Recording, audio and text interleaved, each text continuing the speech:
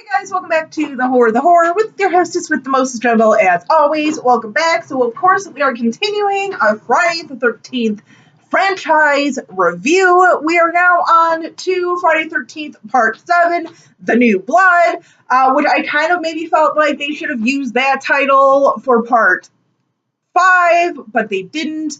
Whatever, that is totally beyond the point. But no, I mean it does fit this one too, because obviously we no longer have the Tommy Jarvis character that was ended off in Part 6 and everything. So it is kind of justifiable that we are now getting New Blood in title, yada yada yada. No worries though, no worries.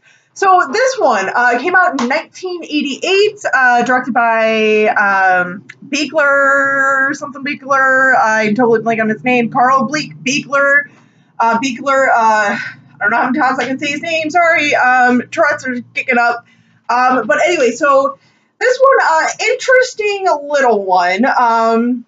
This is definitely one that is kind of always referred to as kind of like Carrie versus Jason, because our protagonist, our female heroine, Tina, has these telekinetic abilities and everything. She can use her mind to really kind of move things and whatnot and cause all this havoc. Which, I mean, to an extent, it's kind of cool, you know, it brings something new to the table, but this is like one of like only like kind of 2 times where within the franchise that they used something kind of supernatural to as like a main focus in a Friday the 13th. The second one I'll get to in a few movies. I'm sure you guys can kind of guess which one I'm talking about though. I mean, I give him props for kind of doing this with this movie, but as I was watching it yesterday, it just, I don't know, like, it just doesn't totally fit well, that well with me. I mean, story-wise, movie-wise, I do enjoy the movie. I do enjoy watching this one from time to time. You know, I would say it's slightly better than Part 5, but it just, for some reason, it didn't quite 100% work for me. Plus, I think the fact that I find the Tina character, mainly the actress Lara Park Lincoln, her performance to me is just kind of annoying to me. She is a kind of annoying character. You know, it's not even like, I'm not even saying like she's a bad actress or anything, because I actually do really enjoy Lara Park Lincoln in House 2. I really liked her in that. I thought she did a wonderful job in House 2, the second story. This movie, though, I feel like she was too much trying to summon her inner Carrie White, Sissy Spacek portrayal of just, you know, that. But I feel like it really didn't quite pan out. I just feel like she was a little too, like unsure of herself and just like very nervous about it almost, or just very uncomfortable doing it. I feel like the younger version of Tina that we see at the beginning of the movie, the young actress playing that younger version, I felt like she did a little better job, because she was just a little, you know, just very much like, you know, I'm angry, I'm like upset with you right now, I'm upset with my father right now, who's been drinking and just hit my mother. I feel like she did a better job at portraying that psychic ability than Lara Park Lincoln. And just overall, her performance throughout the movie, just, once again, like I said, just kind of annoys me a bit. Like I said, you know, nothing against her as an actress. Like I said, I really enjoyed her in House 2 and everything.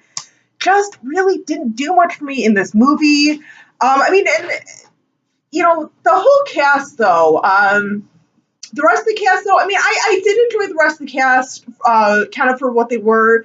I always kind of forget about the 2, like, kind of rich, snobby friends. Like, those 2 characters are so forgettable to me. Like, every time I watch this movie, the sequel, I always seem to have forgotten about those 2.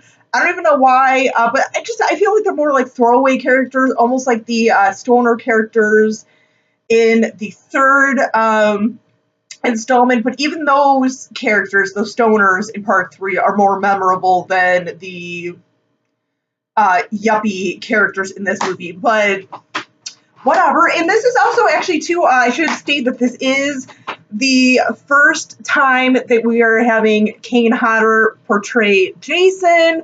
He would go on to star in 3 more and be Jason in 3 more, along with a cameo without the makeup on in Jason Goes to Hell.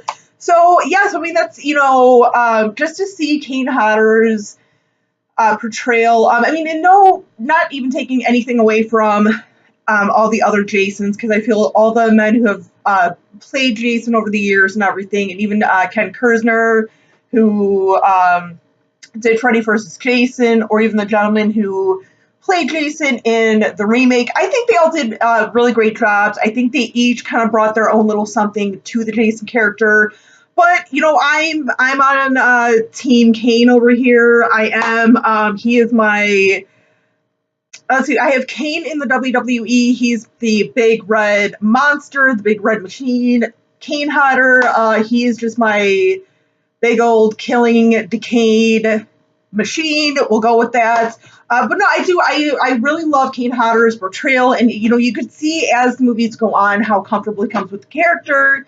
Just his sort of like deep breathing and everything brought a little more to the character and everything, kind of brought him back a little bit. I know at this point he's more supernatural, he's more of a zombie and everything, more of a corpse, but he definitely brought a little more to it to make him a little more of a life, so to speak.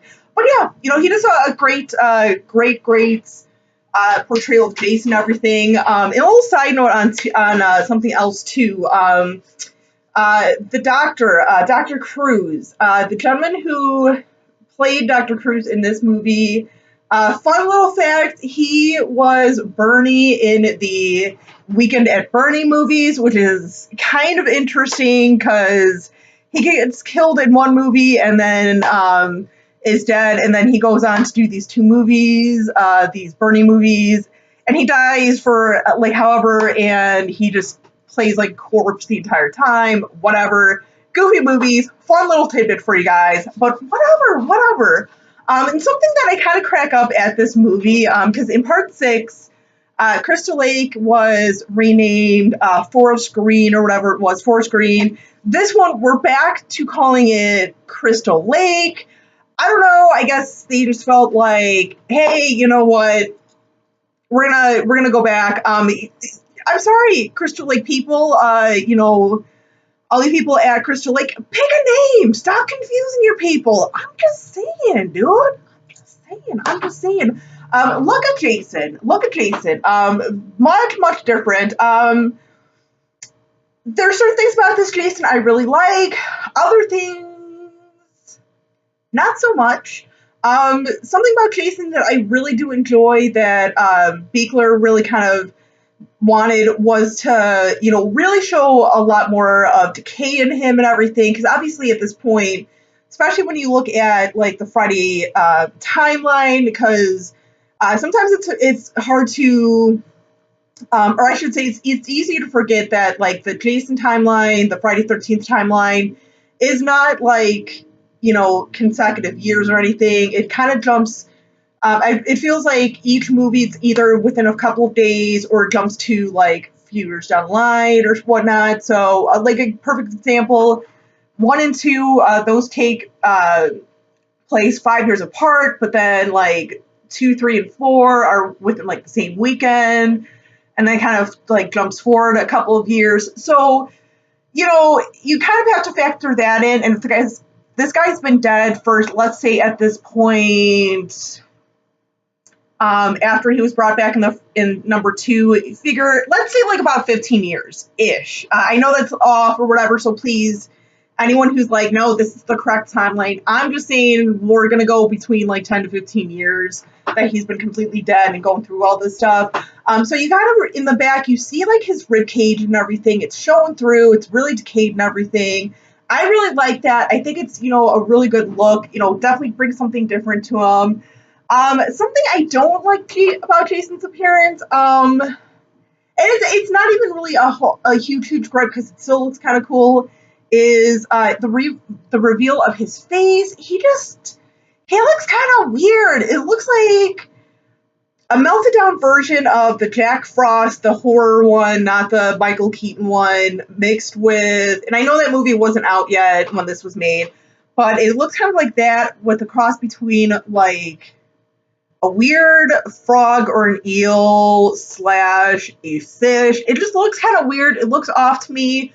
But I mean, it's still kind of cool. It's definitely one that I always kind of remember, a look that I always kind of remember with Jason. So it's a memorable one. An awesome stunt that they did in this, that Kane Hodder did, was when they were in the basement and he like gets torched. He's all over in flames and everything.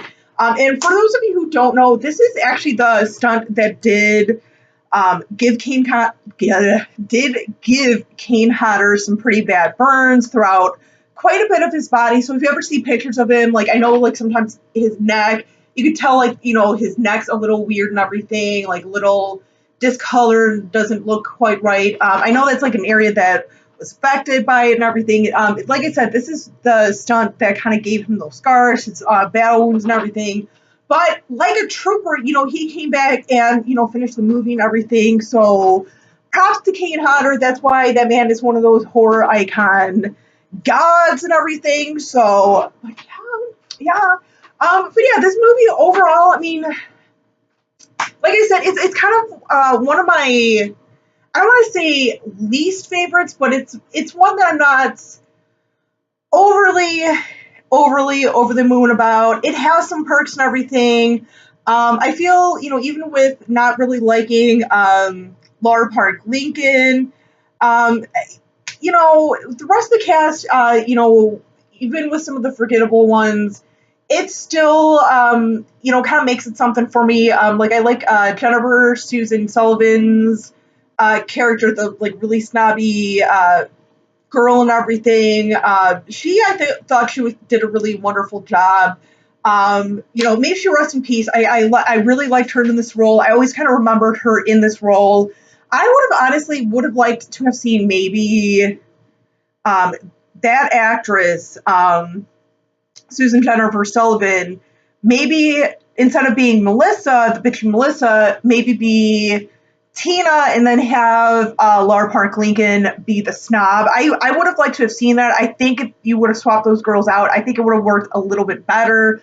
Although, Susan Jennifer Sullivan, I'm sorry, I keep messing up her name. She did do a really good job as like that little princess snob and everything. So it would be kind of hard to like think of someone else to do that. But like I said, I think Laura Park Lincoln might have fit a little better in that snobby role. Just my opinion, but yeah, and it's something too that I know a lot of people kind of give gripes about with this movie is towards the end when Tina kind of tries to resurrect her dad or ends up like bringing her dad to kind of save the day or whatever, because it's like you always want your dad to be there to like protect you and stuff. She never really got that growing up, even when he was alive. Like I said at the beginning of the video, like he was abusive. He obviously was kind of like he had a drinking problem and everything, so it wasn't the best dad.